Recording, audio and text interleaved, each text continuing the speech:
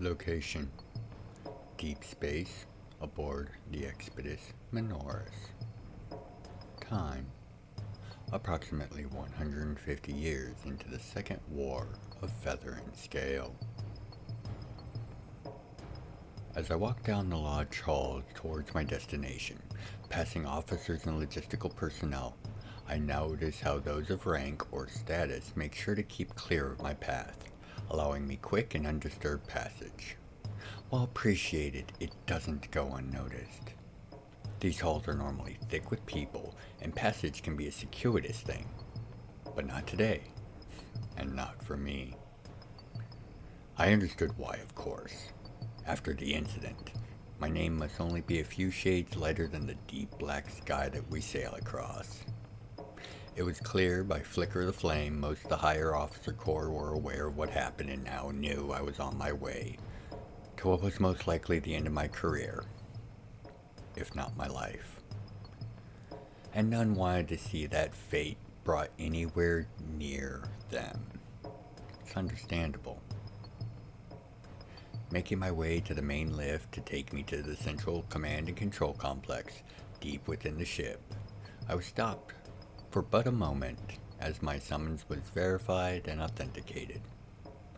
That done, I stood on the lift, and the guard spared me just a soft sign that not all who knew were afraid. "Heads up, Commander.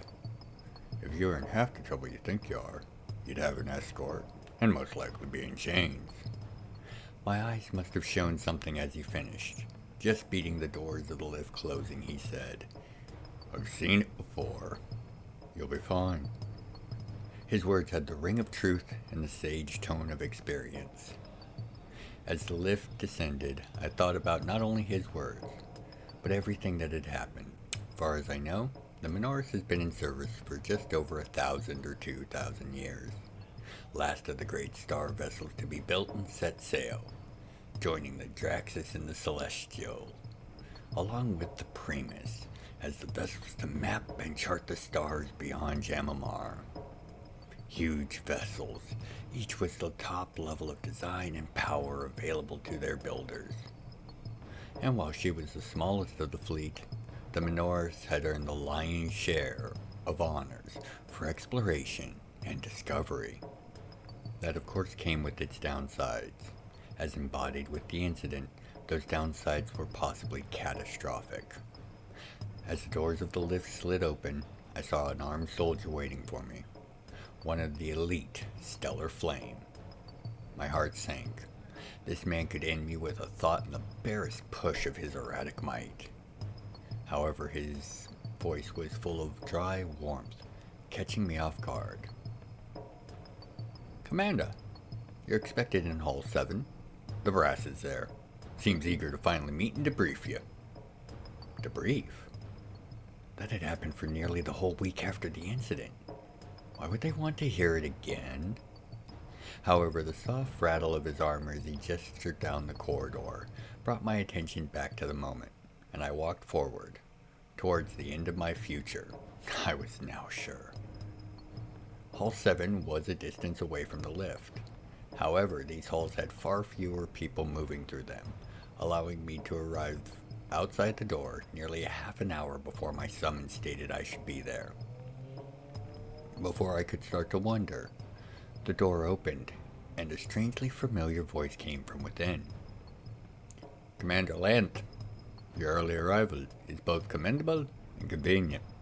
Come in, and let us begin." As I stepped across the threshold into the room, my erratic senses began to expand, and I instantly understood why I recognized the voice. Standing in front of a dozen viewboards, showing stars and planets, and where the Minoris was in relation to them, stood the Star Lord Commander, Rosen Nightrearer himself. The only other thing of note in the hall was the table behind me as I turned to face the Lord Commander, with some sort of game I didn't recognize set in its middle. Rosen's voice grabbed my attention as he spoke, soft but surprisingly warm. "Commander, care for a drink? Your glass is on the bar. Help yourself. I have a feeling you're going to need it." Turning indeed, I saw a crystal glass, short and wide, with thick sides and a thicker bottom. The tint of amber in the crystal and the etchings on the side made me freeze as I looked at it. It was of my unit, the 36 Star Menders Engineering Company, the Fix-Its, along with our sigil of a hammer striking a wrench turning a star-shaped cog. Along the thick bottom I saw almost 3 full rings of glyphs.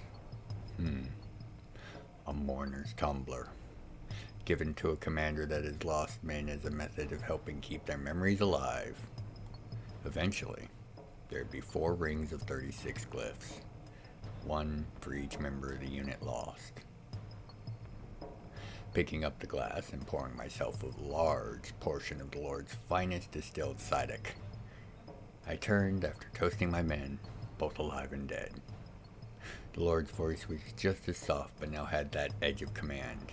With honors done, it was time to work. Commander, we've read the reports, looked over you and your remaining men's debrief, so we won't muck about in the details of it. What I want to know is what you've managed to ascertain about the so-called Teltechians. Before I could even begin to protest, he continued, Please don't insult yourself or us. You referred to the Menors as a rehabilitation option to avoid how many kingdoms from demanding your head on a pike for your youthful adventures of exposing the truth about their greedy and corrupt leaderships? I stood stock still. That was 2 centuries ago, before I even mastered my gift of the flame. That anyone even remembered it, of all people, the Lord Commander, brought back all my worries to how this would play out. He didn't stop there, though, flipping a coin at me from the 30 feet that still stood between us. Catching it without much thought, that is, until my fingers closed around it and I knew exactly what it was. I closed my eyes and opened them to the visage of the Lord Commander but 5 feet in front of me, leaning on a table. I thought that would get the point across. Now, I'd very much like to hear how that got where it did, and again, what have you found in your preparations to retrieve it? I took a long pull from my drink, weighing my word carefully. Beginning after the bite of the cider faded from my tongue, I answered. As per my report, we had to withdraw into the comet storm, both to force the unknowns to engage in tighter confines, and to get out of the fields of fire of the unknown larger combat vessels. Before I withdrew, a vessel of note made its firing run close to my position. That allowed me to tag it with this. I flipped the coin and caught it again before continuing. As for what I know about the unknowns, or the Teltechians as they call themselves, I know Flicker the Flame says that within hours of my recovery and the company, the Celestial herself was trying to unravel what happened. The Lord did not seem impressed. The Celestial's main section is as wide in diameter as the Menors is long, with its 9 extensions half again as long. Knowing where it goes, or where it is not any great secret. The fact that the next day standard, the Draxus dispatched an agent to the home system of the attackers most likely is, however, certain. I added the last as almost an afterthought, annoyed at his dismissal. The look of shock on his face told me I had not only caught him off guard, I may have just gone too far. And how would you be aware of that? There are exactly 5 individuals other than the agent who knew of that, all of whom are in this room. With a pointed look over my shoulder to the table behind me, I realized my erratic senses had been shielding from truly sensing the table and its occupants. Turning to put my eyes on it, I was stopped frozen at the sight. On the far side of a table, a 9-headed dragon, who had obviously reduced his size to be more comfortable in this hall, looked with 3 heads at the game between them, 1 on each of his fellow players, and 3 intently looking at me. Niwe, commander of the Draxus. To the right of him was a dwarf with feathery wings. Feathertot, representative of the Primus Council, just gave a slight nod in my direction as he studied the game before him. Across from Niwe, and with their back to me, sat an Analar, his feathered wings the shifting colors of nebulas. This could only be Starweaver, commander of the Celestial, who, like Niwe that sat opposite of him, was a first, crafted by the hand of the 9 Wings himself. The implication of their joint presence in this time would have normally been wholly on my mind, until a gauntleted hand reached out and set a piece on the rotating cube that seemed to be the board of this game. Soft blue flames rolled over the gauntlet as the piece was placed. Its owner could only be one man, the Uniter of Tribes, Forger of the Empire, Master of Wars, Tamer of the Flame, Emperor Bryce. As he turned to look at me, I felt a sudden urge to abase myself, only to feel that urge die with the slightest shakes of his jaw. No, Commander. Please, just answer the question. How did you know? Flicker of the flames, sir, as I've said. I was not lying, and the answer was obvious. This had to be some cruel game, and if that's how they wanted to play this, fine. Same flicker that says after the agent recovered this, I held the coin up, he didn't make it far before the Teltechians found him. Pushing what I actually knew, in defiance of this drumhead of a meeting, I allowed myself to get a bit more aggressive.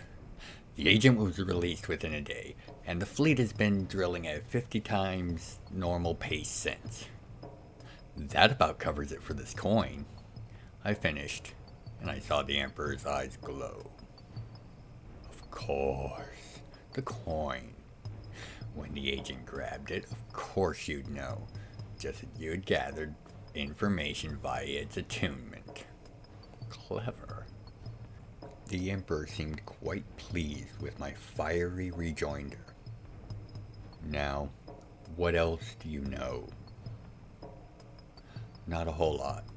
These ships function on principles that we have yet to grasp, and their Star Knight equivalents are akin to our own in function, a pilot's mind and aura directly controlling the suit as an extension of its own body. Pulling another long drink, I pushed a slight bit of my aura surreptitiously into the glass, activating its power to refill my drink by converting auratic power into more of what was already there. However, unlike our suits, which are constructs that are attuned to the pilots, these Teltechian suits seem to be self-aware, sapient, their minds and auras merging with the pilots when they are working together. All assembled seem to take this information as new and novel, save for the Emperor, wise he was, who spoke only 2 words, nodding to Rosen. Brief him. To be continued later in entry. By the 9 and 4, I welcome you once more to the library.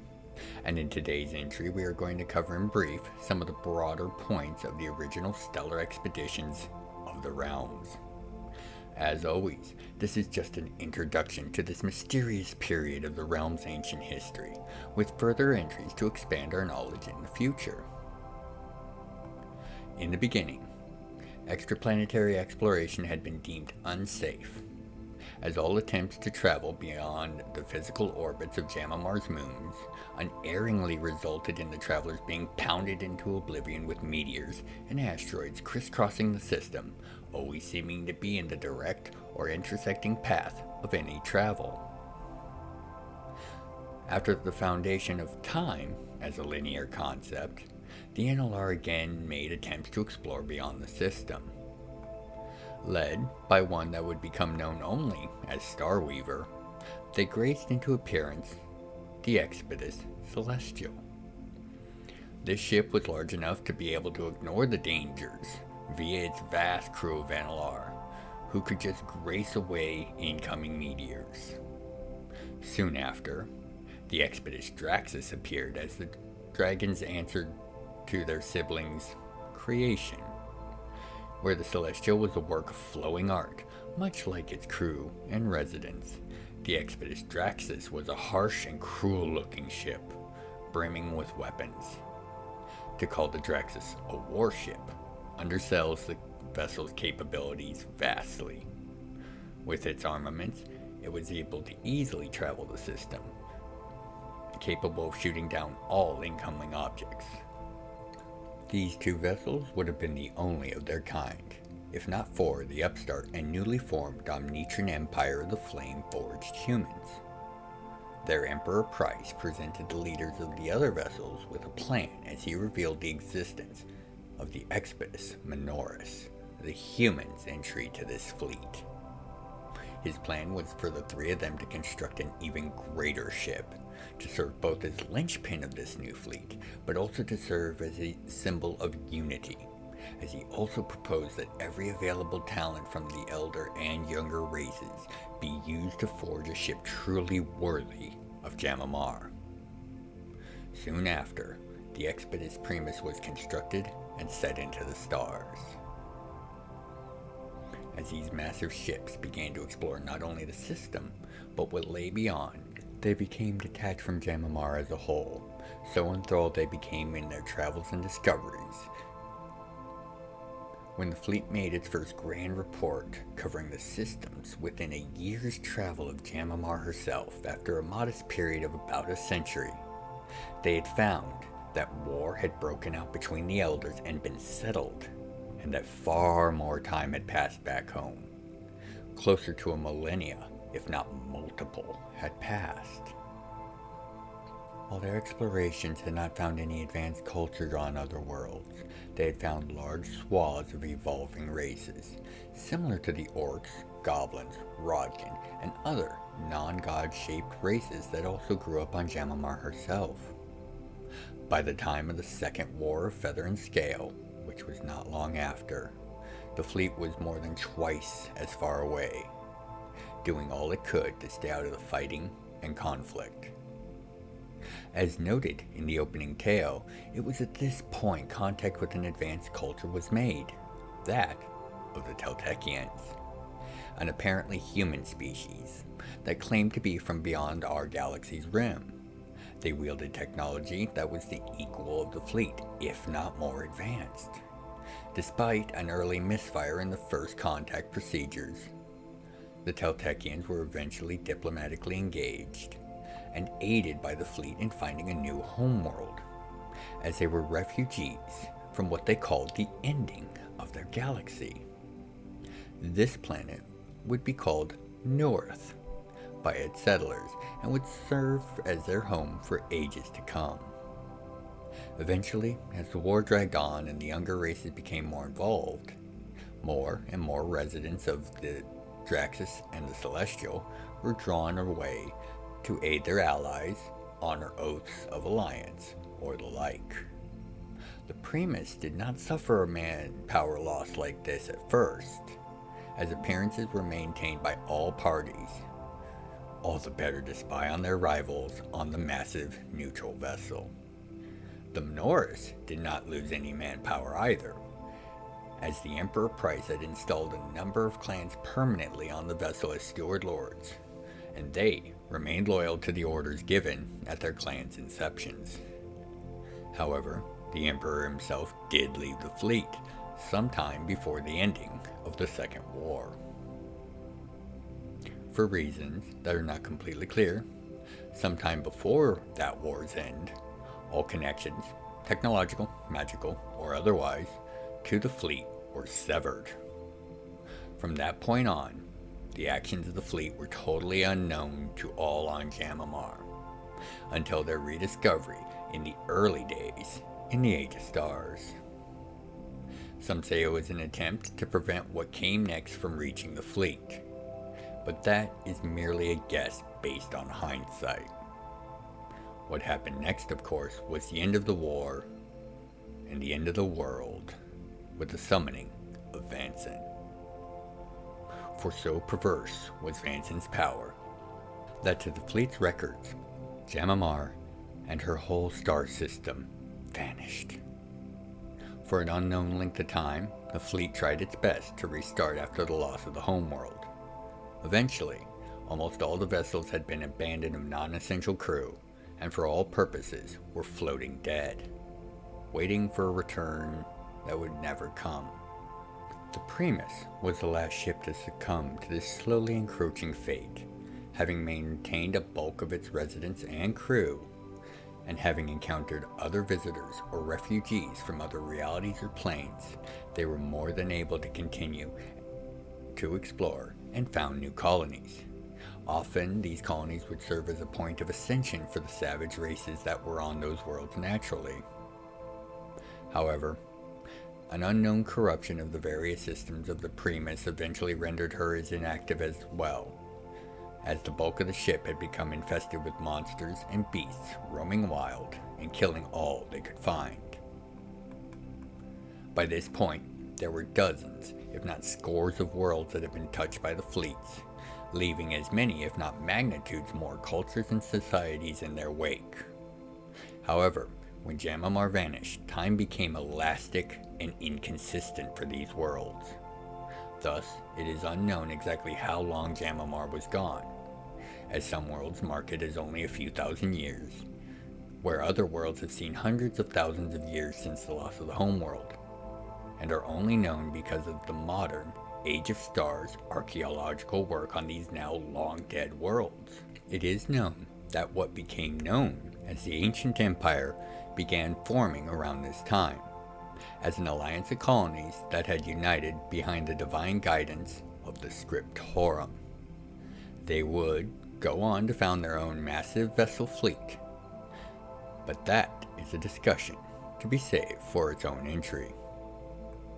It is the continuing work of the current Expedus fleet to try and find any remaining colonies that have yet to be reunited with the home realm. However, even in a space as cosmically small as the Credella sector, only a few hundred light years across, this is not a quick or simple process. The work continues nonetheless, and shall be covered more in depth in a future entry. However, with that brief look done, I, as always, thank you for your time and attention. Until I see you on your next visit to the library, by the 9 and 4, be well, take care of yourselves and each other. Now let us continue the tale. Location: Expedus Primus, 300 years or so later. Mr. Lant! Mr. Lant! The echoing voice told me whoever was calling for me had been running to find me. Not a shock, as I was often more on the move around the Primus, discharging my duties as master of the ship. After that fateful meeting with the heads of the fleet, my men and I were reassigned to the Primus as the new heads of maintenance and repair. What no one other than the 6 of us at that meeting knew, until almost a decade later, that Feathertot, along with almost all the high nobility of the younger races, were recalled to their home nations, leaving behind only those noble lines that had been founded exclusively for the Primus. Soon after, less than a decade in fact, it had been determined that I was the person with the highest rank of authority remaining on the ship. By that point, it had been at least 2 years since an elder of any type had been sighted on the ship, and most thought the war back home was the cause, and they were most likely right. The thought of the elders at war with each other was a dread one, as they could shape planets with a thought. This revelation made, I became master of the ship. Soon after, North sent a message declaring the entire system off limits and quarantined. Only their ambassador remained on the vessel, and had very little to add to the message, commenting only that he had no knowledge of what could cause such an action to be taken. We were in no state to investigate. So, like so many small things, it went unaddressed. Less than a century later, and all contact with Homeworld stopped. Even my men and I could not figure out the whys or the how. We could not call on the others of the fleet, as whatever cut us off from Homeworld also severed our ties and connections to the rest of the fleet. There were still tens of thousands of crew and residents on the Primus at the time, but without the Elders and their powers, our best estimates were that we were understaffed by at least a 10 to 20 to 1 ratio. We did our best, shutting down sections that were not in use, trying to conserve parts and supplies as best we could. But even the most perfect of machines cannot run forever without care, and we were unable to meet those needs. Another 2 centuries, and save for the populous domes, or 1 or 2 of the command and control junctures, we had been forced to abandon the majority of the ship, relying on the auto systems and the Celestian drones to keep things maintained at a minimal functional state. We traveled via gates between the still active centers on board, hence the man's yelling. He was trying to catch me before I gated off to another part of the ship. As I turned, I saw it was not a man that chased me, but Sparks, the Teltechian ambassador, and bonded of their leader, Jacob. He was a Psiform, a robotic being whose mind grew from a bond with their Teltechian forebearer. He closes the distance quickly, his small but heavy metal body causing a repeating clang with each bounding step. Master Late, you will not believe this. Spark's eyes were literally pulsing with excitement. What could get him so riled up? Report then. Unfortunately, the unbelievable had become rather routine at this point. Bay 146 just received an incoming vessel, authenticated by Grace countersign. 146? Countersigned? Are you sure? 146 was a reserved landing and departure bay for the NLR, and had been shut down ever since they had left the ship. Presumably only they could undo the seals, and from Spark's assignment, they had just done so. Multiple confirmations. The Sixth have already rigged up a gate to allow the passenger to meet you on the main command deck. The passenger? Only one? Of course. Who do we have on the deck right now? Just auto stuff. You should have all the privacy you require. And only the Fix-Its and myself are aware of this arrival. Just in case. In case of treachery.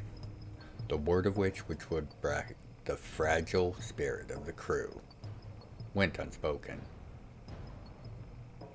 Perfect. Set the gate for me, and then get the men together. Just in case. If there was any chance to get the NLR to at least send some staff, it had to be tried. Stepping through the gate, I found myself on the command deck, empty as expected except for dozens of drones moving about their duties. Glancing at the displays, I could see we've lost another 150 miles across various decks in the port bow to malfunction in the last year. 300 on the starboard side. We could not keep taking these losses. Not if we wanted to survive, let alone the Primus.